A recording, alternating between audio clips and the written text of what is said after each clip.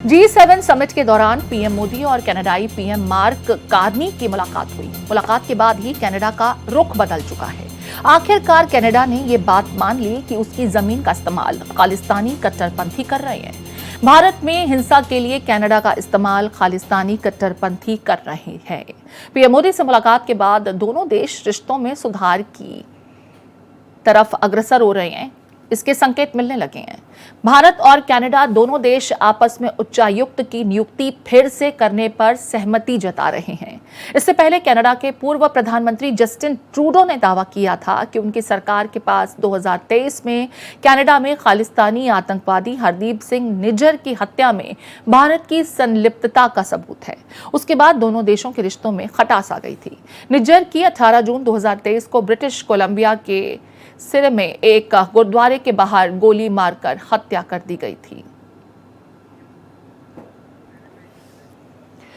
तो देखिए, कनाडा की तरफ से जब ये संकेत दिए जा रहे हैं कि भारत के साथ उसके संबंध अब सुधर रहे हैं और कनाडा ये स्वीकार कर रहा है कि हाँ, उसकी जमीन से खालिस्तानी कट्टरपंथी भारत विरुद्ध योजनाओं को अंजाम देने के लिए लगातार सक्रिय रहे हैं और उसकी जमीन का इस्तेमाल होता रहा है।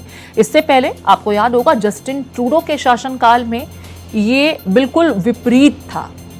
हरदीप सिंह निज्जर को लेकर के एक जो जानकारी मिली थी, जो उसकी हत्या के मामले में इन्वेस्टिगेशन हुई, उसका पूरा का पूरा ठीकरा भारत पर फोड़ दिया गया था और यह कहा गया था कि भारत की जमीन से उसकी हत्या को लेकर के एक साजिश रची गई और भारत की इन्वॉल्वमेंट उसमें है। लेकिन मार्क कार्नी के साथ प्रधानमंत्री नरेंद्र मोदी की मुलाकात होती है और उसके बाद कनाडा का ये स्वीकार करना कि हाँ, हमारी जमीन का इस्तेमाल खालिस्तानी कट्टरपंथी कर रहे हैं, ये बड़े डिप्लोमेटिक जीत के रूप में हम देखते हैं। मेरे साथ Krishna Mohan Sharma, editor national affairs Bharat express, जुड़ चुके हैं। कृष्ण मोहन जी, ये समझना चाहेंगे कि जिस तरीके से कनाडा के रुख में अचानक तब्दीली आई, इसे प्रधानमंत्री नरेंद्र मोदी के दौरे के बाद भारत की बड़ी कूटनीतिक जीत के रूप में हम देखें। देर आए दुरुस्त है। कनाडा की सरकार जिस तरीके से भारत विरोधी रवैया अपनाए हुई थी और जस्टिन ट्रूडो की आपने चर्चा की, उनकी सरकार चली गई इसी बात पर क्योंकि उनके धरती का इस्तेमाल खालिस्तानी समर्थन के लिए किया जाता था और स्टेट स्पॉन्सर्ड वहां पर प्रोटेस्ट और एक तरीके से लोगों की हत्याएं हो रही थी।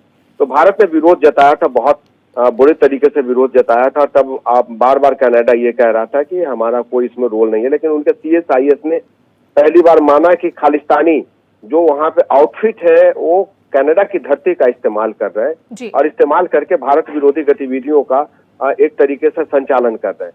तो जाहिर सी बात है कि 30% आबादी जो है करीब करीब कनाडा की, वो भारतीय मूल के लोग हैं। 17% हमारी इकोनॉमी, हमारे लोग वहाँ पे इकोनॉमी गवर्न करते हैं। मैक्सिमम बच्चे वहाँ पे पढ़ते हैं। तो ऐसे में अगर कनाडा भारत से बायलैटरल ठीक नहीं रखेगा तो कनाडा की इकोनॉमी धाराशायी हो जाएगी। 5 साल में उनकी इकोनॉमी इतनी खराब हो जाएगी कि उनको संभलने में कई साल लगेंगे। तो जिस तरीके से मार्क कार्नी ने बात की है प्रधानमंत्री के साथ, कोई भी विकासशील देश चाहेगा कि उसका विकास न रुके। बिल्कुल, भारत के साथ बेहतर संबंध में ही कनाडा की भी बेहतरी है। बहुत शुक्रिया कृष्ण मोहन जी, तमाम जानकारियां साझा करने के लिए।